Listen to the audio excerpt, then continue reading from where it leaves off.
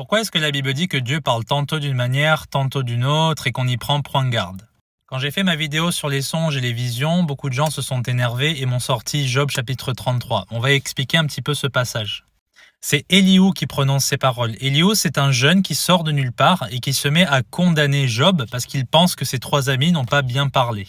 Sauf que d'après Dieu lui-même, à la fin du livre, ce sont les trois amis qui se sont complètement plantés et ce sont les paroles de Job qui étaient justes.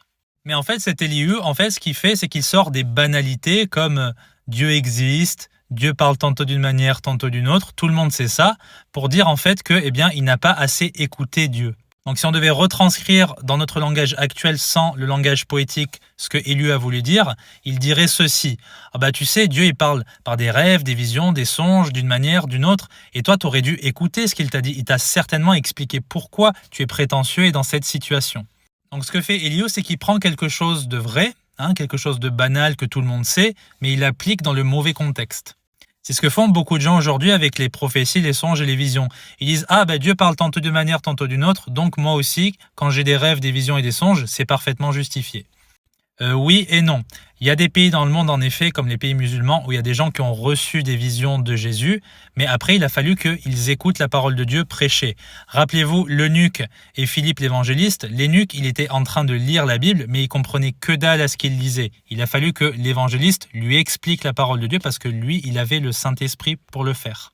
Et donc si vous recherchez des visions, des songes, des prophéties en plus de la parole de Dieu comme carburant spirituel, vous allez être rapidement déçu et vous allez rapidement abandonner la foi chrétienne. Pour faire l'expérience de la parole de Dieu, ça ne passe pas forcément par ces choses-là. Et d'ailleurs, ça passe majoritairement par autre chose. Par quoi? Par la parole de Dieu. Méditer et mise en pratique. Si vous voulez avoir l'expérience de la grâce de Dieu, vous devez vivre la parole de Dieu, vous devez vivre cet évangile que vous avez reçu. Parce que la Bible, elle est toujours devant nous. Si vous devez attendre qu'une voix du ciel vous dise ce que vous devez faire aujourd'hui, vous allez être rapidement déçu.